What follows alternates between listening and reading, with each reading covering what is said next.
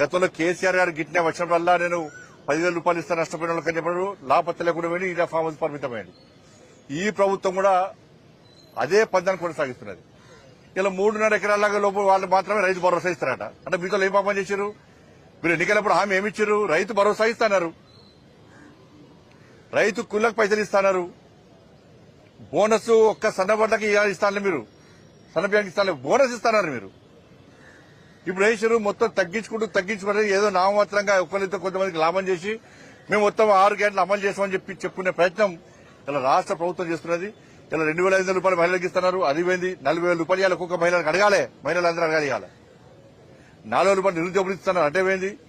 2,000 రూపాయలు ఆసరా పెన్షన్ 4,000 ఇస్తున్నారు, అవి అంటే పోయినాయి.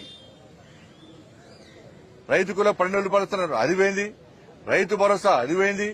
అన్ని పోయినాయి, అన్ని గాలి కొల్లేసారు. వట్టి మాటలతోని టైంపాస్. 18 నెలల నుంచి ఇవే టైంపాస్.